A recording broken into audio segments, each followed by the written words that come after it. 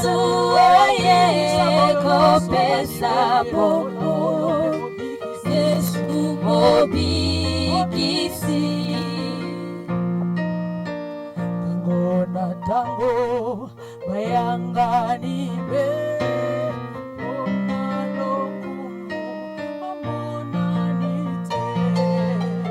Sangisie na bato mabe ye ate akiata oh Yesu Yesu aye kopesa bomo na Yesu aye awanase Yesu aye kopesa bomo Yesu mobikisi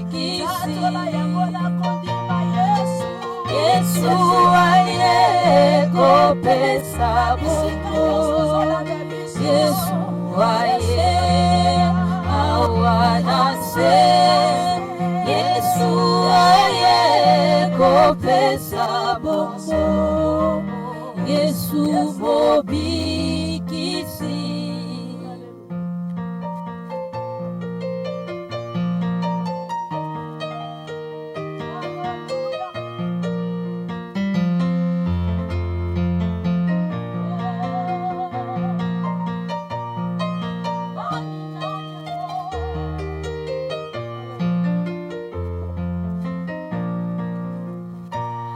Masia kufaki pease kwaki wetengai nazwa lobiko mosungi musenjeli pemolakisi Masia yoli ingai Masia liginga mingi tikana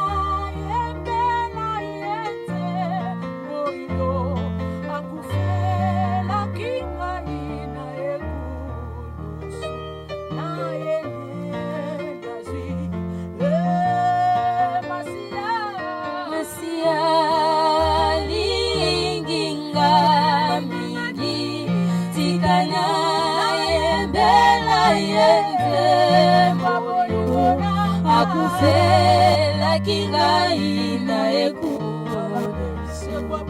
na ene na zwilobiko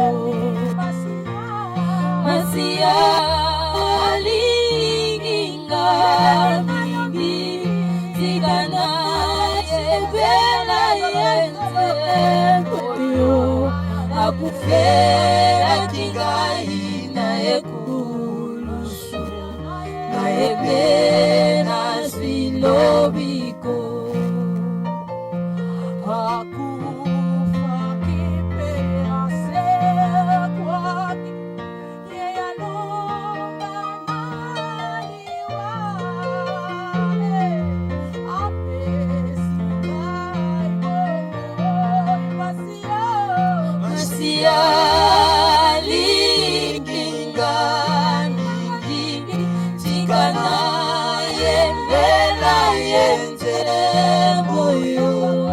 Akufela kingai na ekulusu na ende na zwilobiko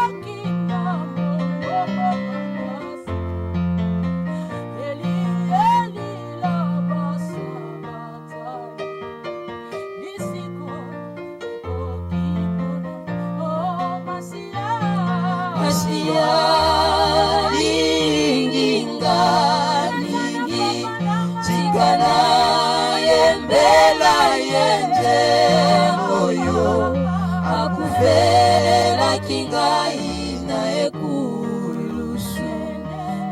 maende nazwi lobiko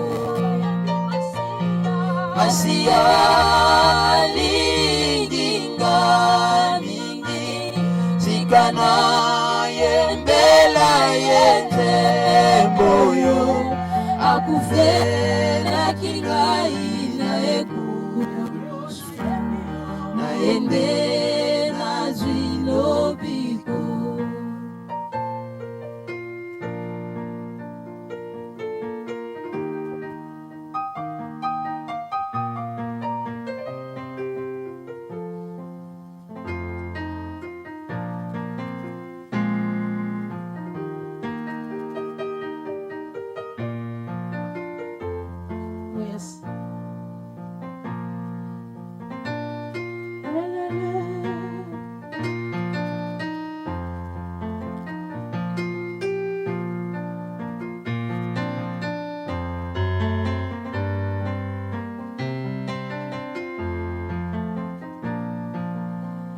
Tata Nzambi semi biabio yeye wasema bimoneke ni atata kiulemba Tata Nzambi semi biabio yeye wasema bimoneke ni atata kiulemba Tata Nzambi semi biabio Yeye wasema imonekene tata shule Ona kutukituna Tata Nzambi semi biabio Yeye wasema imonekene tata shule Ona kutukitula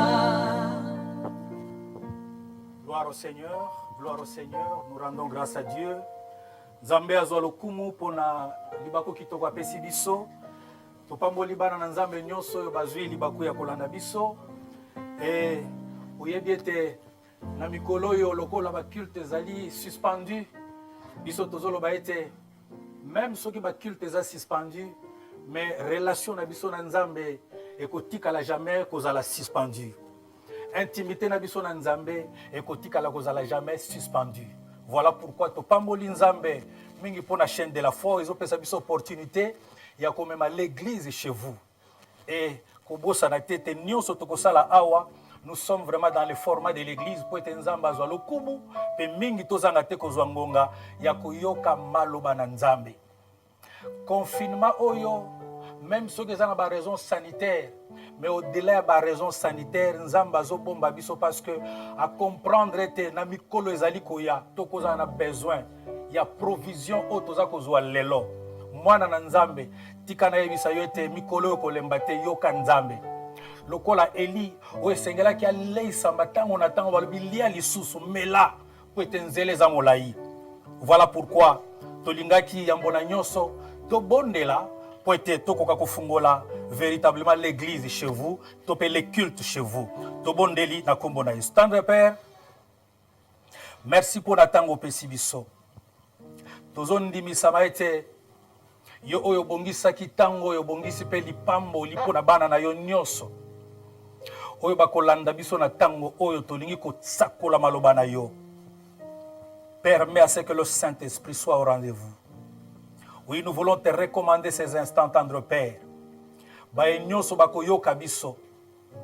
Bisika na bisika bakozwa libaku ya koyoka yo Nzambe. Tika ete na nzela na intervention oyo bapambolama. Tobondeli boye na kombo na Yesu pe tolobi. Amen.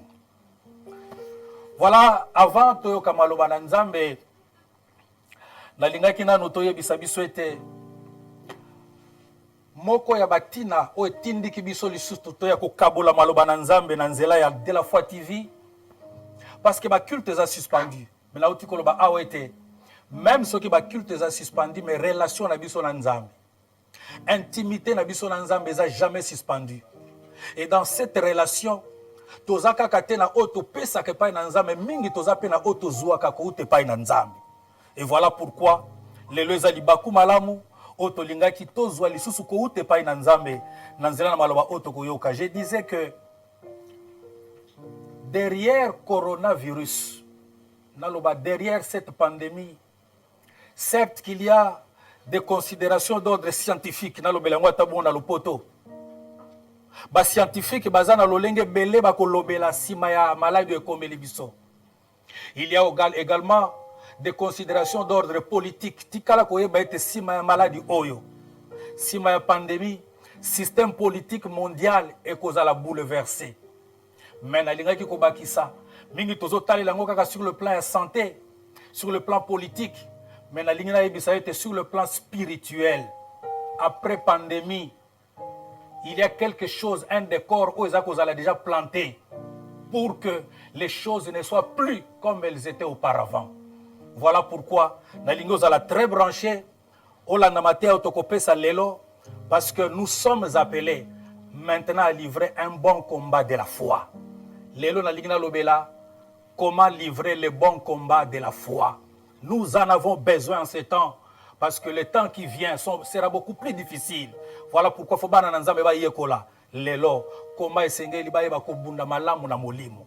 Yambo tokota na matea na nzambe nalingi kopesa ngonga na bayembi tozana bango na plateau po ete ba mema biso na quelques minutes ya kokumisa nkolo bon na sima tokoya koyoka maloba na nzambe sur le bon combat de la foi. Merci.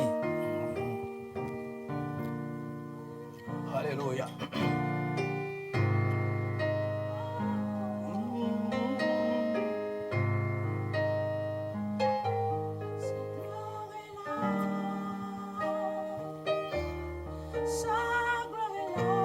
Alléluia.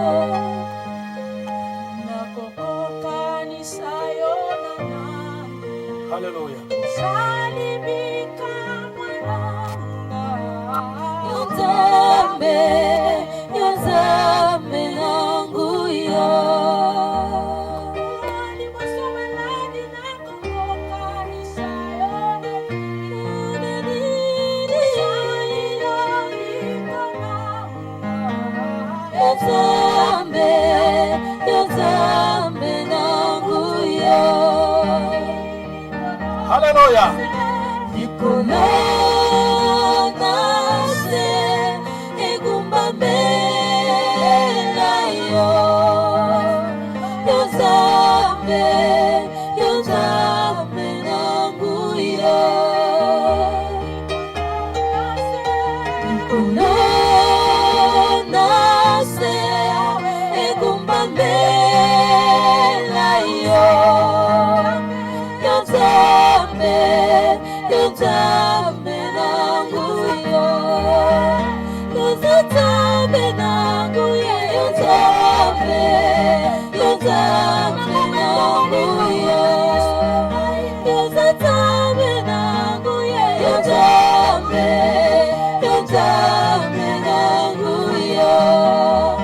Yo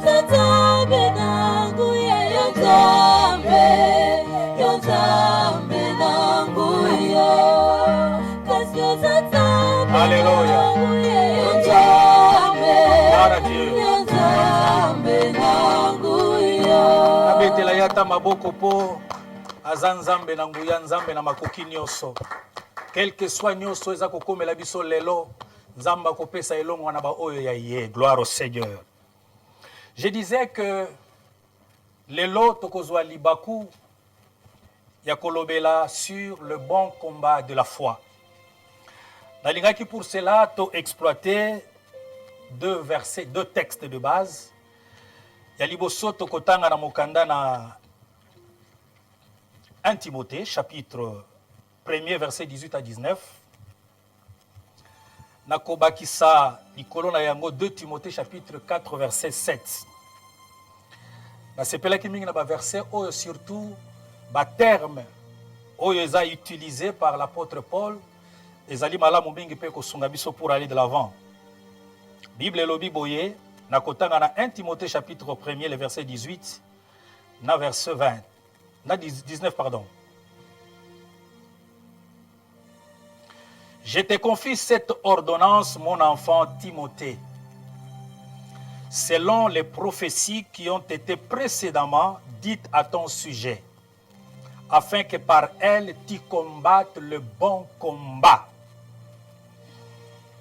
gardant la foi et une bonne conscience que quelques-uns, ayant rejeté, ils ont fait naufrage par rapport à la foi.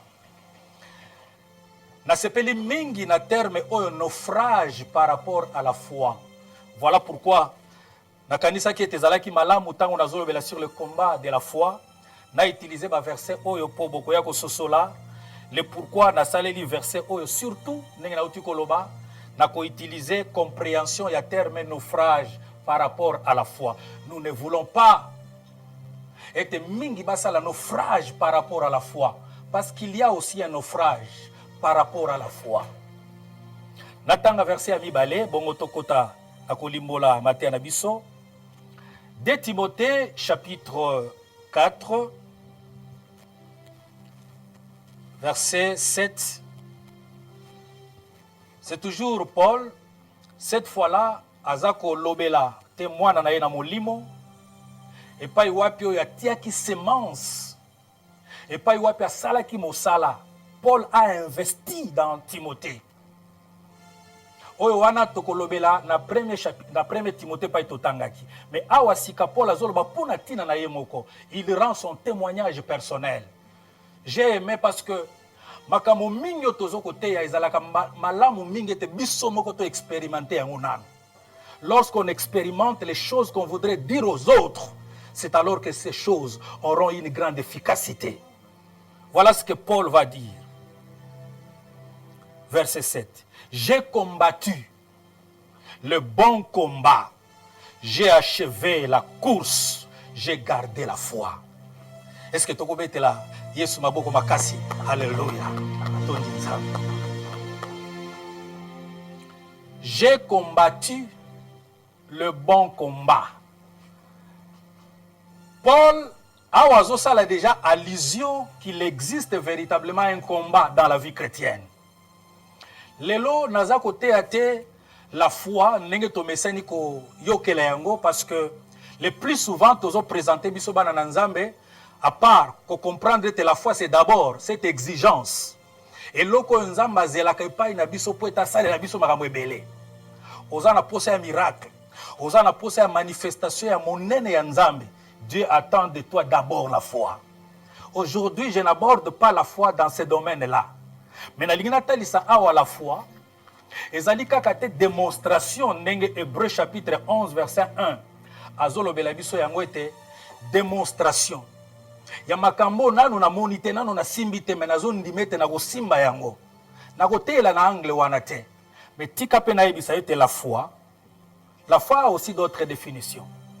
La foi, comme étant l'ensemble des croyances manifestées vis-à-vis des vérités divines. Mais ce que j'ai aimé, c'est cette définition.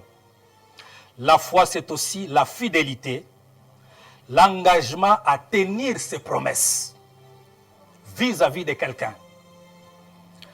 La fidélité, la confiance qu'on a vis-à-vis de quelqu'un est prêt à honorer les engagements qu'on a vis-à-vis de la personne, c'est aussi la foi. Nabakiselo comme on sunga biso avant que tu continues.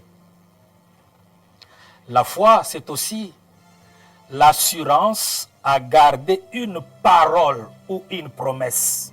Oyo nde na komela mingi. Tangu naza na elikia ya kobatela maloba to pe elaka moko batikelaki ngai. Elikia wana ezokoningana te. Nako koloba ete nazali kokontinue kozala na foi vis-à-vis na maloba pe vis-à-vis na moto oyo atikelaki ngai maloba wana. Nde bisika oyo nalingi nalobela foi na compréhension ndenge nauti kolobela yango awa. Paul aza kosunga biso par exhortation oyo aza kopesa lokola un père. Papa nyonso aveyaka likolo ya oyo atiaki na kati ya mwana na ye po ete ebeba te. Aza na susi ya komona bomoi oyo atiaki na kati ya mwana na ye na makambo ya molimo. Bomoi wana ekufa te paske ekufaka pe. Omoni ndenge tolobeli wana na 2 Timothée, na 1 Timothée pardon. Alobi nalingi te olanda lokola bango ndenge bazalalaki. Paske ba mingi na maloba kaka oyo ngai na teyi yo. Na ba promesse kaka oyo yo pe oyambi ndenge ngai na yambaki. Bato ebele baza lisusu na elikia likolo ya maloba wana te. Bato ebele basi babungisi elikia likolo ya ba promesse batikelaki bango par rapport ya makambo na Nzambe. Vous savez, makambo Nzambe eza na ebele ya maloba o Nzambe ayebisa biso. Ebele ya ba promesse atikela biso. Lelo na yekote na ba promesse wana te. La parole de Dieu contient beaucoup de promesses pour ceux qui croient en elle. Est-ce que til est là? Est-ce que til est là? Maloba wana eza kobatela makati na yo. Est-ce que til est là? Elikia ya bilaka oyo Nzambe apesaki na ba oya ye. Elikia wana eza kaka ya kobatela ma. C'est là où se retrouve le combat. Parce que lorsqu'on parle des combats, on suppose la présence de 2 forces. Oui, la présence de 2 forces. Notion ya combat okoko évoquer yango te sans que olobela présence ya 2 forces. Oyo moko na moko eza koluka ezwa bokonzi likolo ya mosusu. Lorsque je parle des combats de la foi, je voudrais ici d'abord nous dire coronavirus na ko introduire yango awa et ko planter un décor sur le plan spirituel. Nalingi mwana na Nzambe nyoso ayeba soki sur le plan politique déjà nzele zali kofungwama mpona kotala comment installer un nouvel ordre mondial pour makambo etambola lisusu te ndenge mesanaki kotambola pour que les sujets du monde soient bien contrôlés. Soki sur le plan scientifique makambo eza ko bouger tika na yebisa mwana na Nzambe te sur le plan spirituel il faut s'attendre que notre foi sera bouleversée. Je vais dire notre foi sera secoué. Alléluia. Secoué par des forces. Pour Munguna pe azako yeba. Munguna pe azako se préparer. C'est ce que je vais en tout cas dire aux enfants de Dieu. Et après coronavirus, il y aura un grand réveil spirituel. Mais attention, il y aura également beaucoup de naufrages par rapport à la foi. Nanazo lingande te bana nanzambe ba kutana naufrage par rapport à la foi.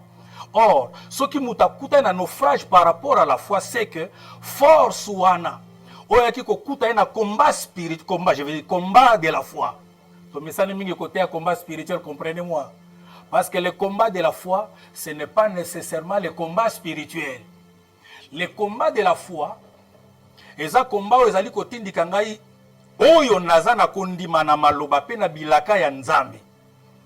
Devant ba force nyonso ezali koya po ezindisa nga ememanga na kati na kowangana maloba pe bilaka oyo nasilaki déjà kozwa nde yango babengaka le combat de la foi. Et je vous dis qu'avec l'avènement du coronavirus, un décor est planté. Il y a des forces sataniques, des forces spirituelles qui vont davantage s'élever pour na kobundisa foi ya bana na Nzambe.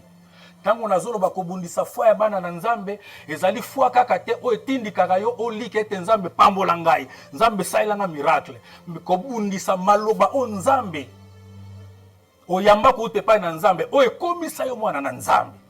Alléluia. Alléluia. Parce que nous parlons du combat de la foi, tikanga rapidement na évoqué les forces en présence. Les forces ou les facteurs qui affectent notre vie de foi. Rapidement, trois forces. Oyo, ezali binemi na biso ya makasi na combat de la foi. Il faut oyeba yango mwana na Nzambe po soko yebi yango eko sunga yo pe na tango etelemi yo obunda po etozala likolo na yango. La première force, c'est ce que j'appelle l'environnement.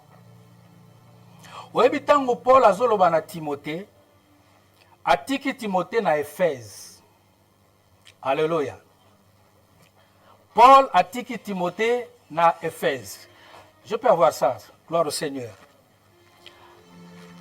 Alléluia. Atiki Timothée na Éphèse.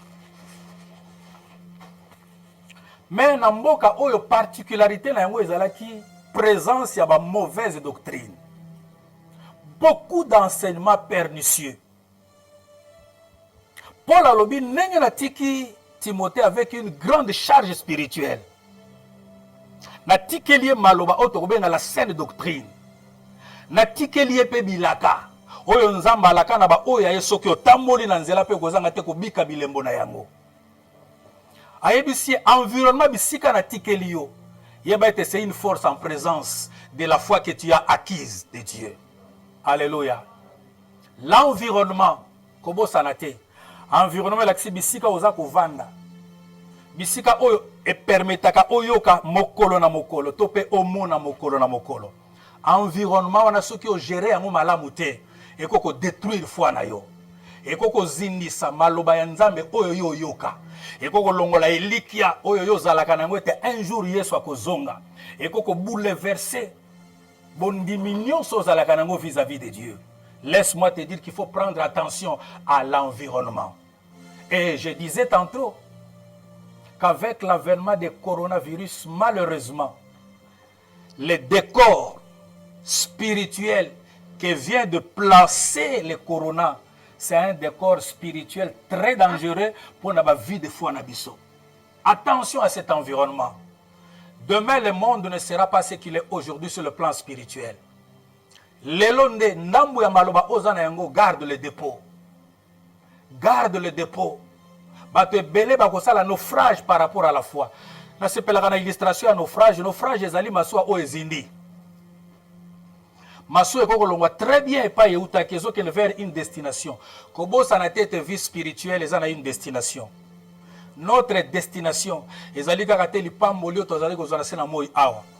Finalité à vie chrétienne, finalité à vie spirituelle ezali Yesu tango akozwa biso tomati na likolo vers l'enlèvement de l'église. Il y a une finalité, mais mingi bakokoma na finalité te. Et pour comme la finalité, il faut combattre le bon combat de la foi dans l'entretemps. Et ça, le la masua o elongwe libongo, et ça kotendre vers libongo mosusu. Mais pour comme na libongo mosusu kobo sanate na katikati ya ebale, bambonge pe mi pepe ezali. Terme on a sepela na mingi naufrage. Na boye je t'interdis bien-aimé, au sala naufrage par rapport à foi. Kobanda nzela ya Nzambe eza très bien. Mais comme on a souka, pardon, c'est ce qui est intéressant.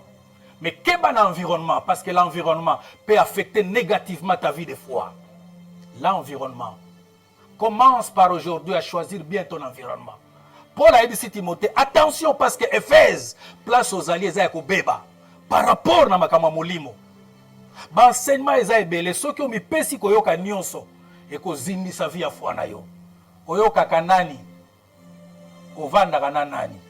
Attention, ceux qui ont géré un malamu te, ils ont force, ils ont combattre vie de foi, vie oyoyo, ozana yango ya Yesu na katikati na yo. Ça, c'est la première force en présence. Je pense que vous me comprenez. La première force, c'est l'environnement. À ce stade, avant la simba deuxième Force, je me souviens encore d'Apocalypse. J'ai toujours aimé l'exhortation. Oyo nkolo asali na église ya Pergame. Alobi, na sepeli na yo mingi église ya Pergame. Là, c'est l'exhortation du Seigneur à cette église d'Asie. Et lorsqu'il parle, il s'adresse à l'église de Pergame. Il commence par louer d'abord cette église. Natoni na sepeli na yo église à Pergame parce que je sais que là est la demeure de Satan. Ça dit nayebi que na kacha Pergame environnement za kubeba ya kupola. Mais au régner fouaté. En d'autres termes, yo longi. Environnement oyo tozana yango lelo ezana numwa malamu.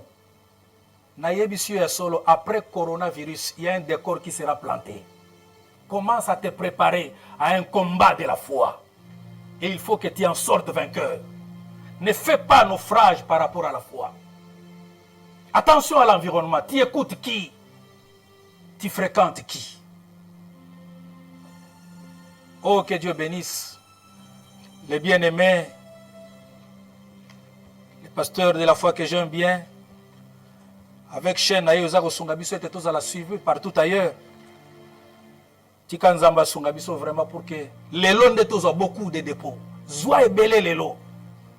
Fidélité. Assurance à Makamo yo kakao bateya yo. Batela yango. Mais il y aura une force en présence. L'environnement. Ceux qui sont le la Daniel, vous vous souvenez, avec ses compagnons, Nakati à Babylone, Bazoua déjà une éducation spirituelle. Même ceux qui baillent Nakati à Babylone, un autre environnement. Mais ils avaient déjà une éducation spirituelle. Il fallait donc demeurer fidèle vis-à-vis de cette éducation-là. Bazoua déjà des paroles, des promesses vis-à-vis de leur Dieu. Que atambonge atami pépé. Même dans un esclavage, votre Dieu s'élèvera toujours un jour pour vous délivrer de cet esclavage. Ils étaient fidèles. Ils avaient la foi vis-à-vis de ce qu'ils avaient reçu. C'est ça la foi au fait. Assurance, fidélité à Otozouaka. Bien que un environnement est pola. Parce que ceux qui continuent à rythme nabino, nous allons nous associer avec les démons. Donc ça, le naufrage par rapport à la foi. Nous avons notre foi en nous. La foi en Dieu, le Dieu d'Abraham. Je vais parler rapidement de deuxième force. La première force, n'est-ce pas? Deuxième force, c'est ce que j'appelle les difficultés de la vie. Ouais, les difficultés de la vie. Il y a des forces exogènes et les forces endogènes. Les forces exogènes, et l'igolobanini. Nana a vie de foi. Obalobi fona ebete ekozala na bitumba. Mais ça na ba force o ezana libanda ezobunisa vie ya foi nanga. Mais ça pe na ba force mususu eza libanda te za kati na yo. Nde foi ba koma ko équilibrer nyonso. Wana kolobela sima. Donc ezala environnement. Ezala ba difficulté de la vie. Ce sont des forces exogènes. Oyo foi ba ete ezalaka. Ezali en face. Il y a vie na yo de foi. Na des rois, Tebi Lisolo, au chapitre 19, Lisolo ya Eli, malgré Nguya, oya zalaki na yango, malgré kotonda oya tonda maki, na mpifo na nzambe, Bible lobi na verset 4, Eli azoloba na lembi na kuki susu te.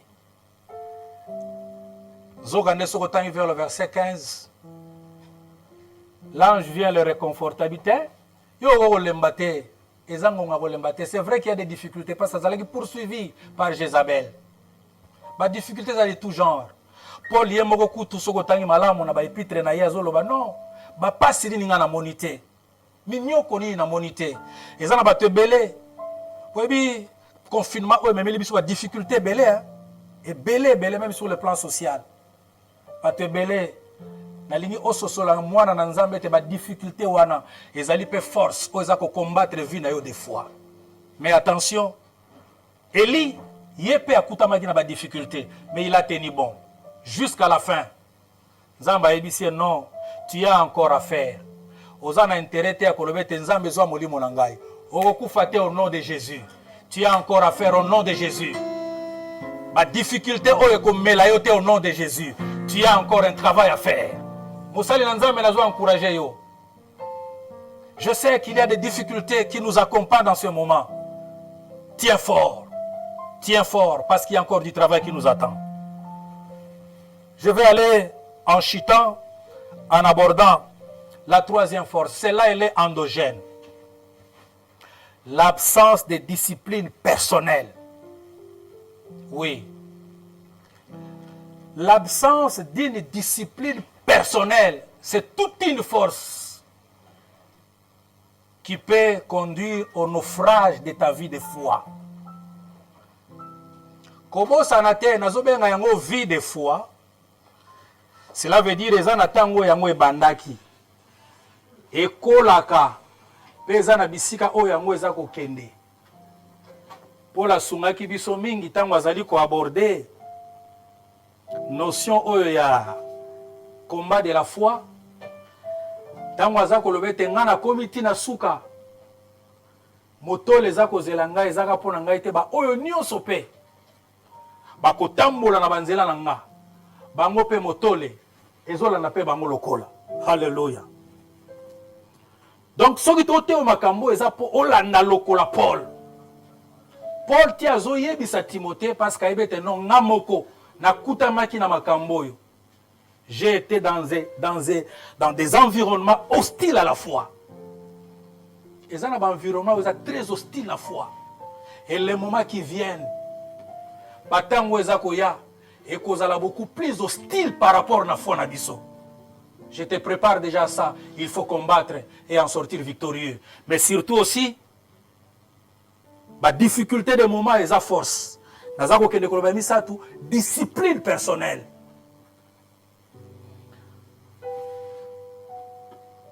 Quand je parle de la discipline personnelle, de notre propre volonté, tondimaki koyamba maloba nzambe. Tokomisi Yesu kolope mobikisi. Il y a une autre vie qui commence à nous. À part vie charnelle auto alaranango. Il faut yeba ete banda oyamba maloba nzambe. Il y a une autre vie qui a commencé. C'est là on l'appelle la vie de foi. La vie chrétienne aussi. Et même la vie spirituelle. Parce que moi, on a été dans misu. Viwana e banda. E kola kape. Moi, on a kola kape na viwana. Mais tika dit ça, soko zangi discipline. Parce que viwana e bundi samaka. Na ko comparer un peu le kola na moto. Soko zan a besoin moto et servir yo. Tu dois te donner un certain nombre de disciplines pour veiller à ces feux-là. Ne quittez moto wana soit que vous allez étouffer ou alors écolis-moi. Donc viwana ekolaka pe sengeli obatela yango tie koma na destination na yango. Moto mosusu te akobatela yo viwana. Pasteur akosunga yo viwana ekola. Et pasteur a rebatté la vie parce que cette vie est en toi. Voilà pourquoi on attend yo. Batebele oyo bazala ki na vie de foi et l'endate. Malheureusement par manque de discipline personnelle. On remarqué tango bakilte kozonga. Bagomona na susute. Mwana na nzambe na obonde la pona yo et salemela yo bongote au nom de Jésus. Parce que tout simplement il y a manque de discipline personnelle.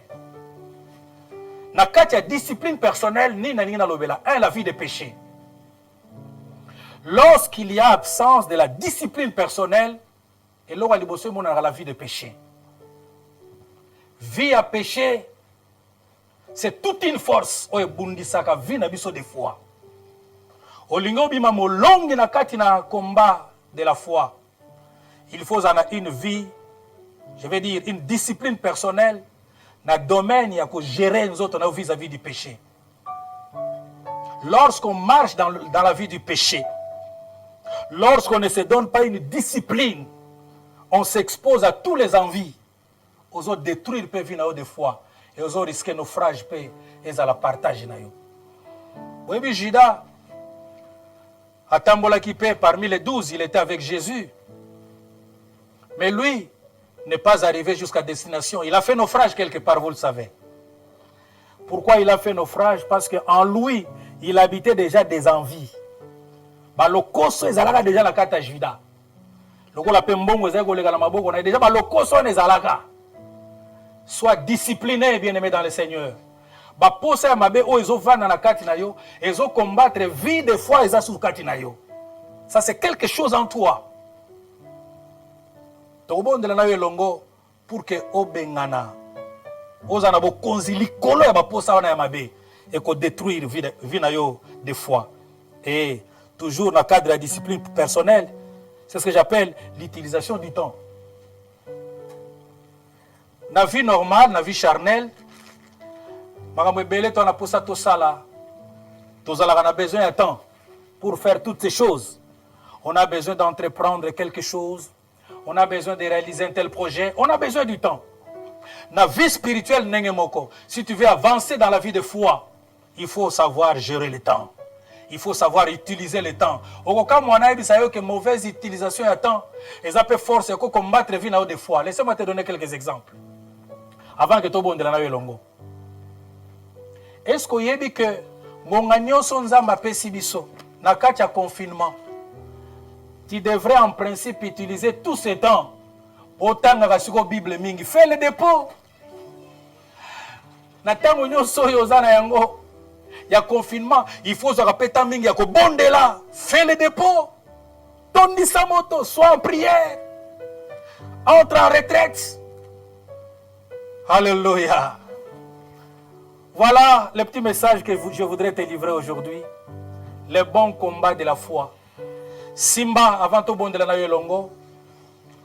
Corona, c'est un événement qui va bouleverser beaucoup de données sur le plan politique, sur le plan scientifique, mais aussi sur le plan spirituel. Corona est installé un autre décor. Simba Yango. Avant et après Corona, ça ne sera pas la même chose. Prépare-toi. Prépare-toi, bien-aimé dans le Seigneur. Au vie de foi. Au zakati na comme à destination. Pour comme à la destination, il faut à la molongi. Aux à la molongi devant ma situation nyonso. Sa vie de foi na yo. Est-ce que tu peux mettre la maloba na nzambo maboko makasi? Gloire au Seigneur parce que nous voulons prier. Alléluia. Je vais maintenant prier avec le bien-aimé qui ont compris que vie de foi na bango eza en ballottement, eza yako ningana. Soit par manque de discipline personnelle. Ozo sentir nenge ba kilte ezate on dirait kutu pona donc koti penza bona ne feti. O mitiki absence de discipline personnelle wana et ko zindi sa vie na yo de foi. Même ceux qui ba culte ezate. Ozana tanga kotanga maloba na nzambe. Ozana tanga ko bondela mingi, ozana tanga ko matana ngomba yo kota ba retraite. Je vais prier d'abord avec ceux-là. Nyonso baza kolekisa batante difficile par rapport na ye moko. Azwe bate comment ko gérer tanzamba pesi o temps ebele o sala asute. Eza tanzamba pesi yo pour que tu fasses les dépôts. Tango eli amoni lokola nzamba tiki en réalité nzamba tika qui était. Mais Dieu voulait faire un dépôt dans Élie parce qu'Aïba qui était après. Bitumba o akutami na ngona Jézabel musala munene zo zelene na sima. Tu as un grand travail à faire après. Il y a un grand travail qui t'attend. Fais le dépôt. Discipline-toi. Je vais commencer d'abord avec ces bien-aimés. Alléluia. Bon de la langue longo, yo ozo remarquer te depuis ba culte le kate. Nengo zo mema vie na yo za nenge zalaki te. Na ebite soko linga vie na yo ya foi pasteur na surveiller yango. Benzamba zaki na posa temps oyo yo o exploitant bien. Tala utilisation ya temps na yo. Na esika construire vie de foi na yo ezo détruire une vie de foi. La cause wana ezala ngo exogène teza endogène eza yo moko. Bondela na place oza avant que la sunguna lo sambo et nous aurons un dernier sujet après to clôturer. Alléluia. Seigneur, tu le vois. Nzamba bomo. Il y en a qui ont reconnu leur faiblesse personnelle. Oui, Seigneur, il y en a qui reconnaissent qu'ils ont été touchés par ce message, mais qui voudraient bien être relevés par toi, cher Saint-Esprit. Nani akotelemisa moto oyo alembi akakemi soyika yo te nzambe yo ndoza capable akotelemisa mutu nyonso azali en proie à l'indiscipline personnelle à cause de la présence du péché, de la mauvaise utilisation de son temps. Père, tango eza pona biso oto on a besoin ya lisungi makasi koleka kutu epai na yo. Alléluia. Merci à toi Jésus parce que tu nous soutiens et tu continueras à nous soutenir. Alléluia. Nous allons encore prier.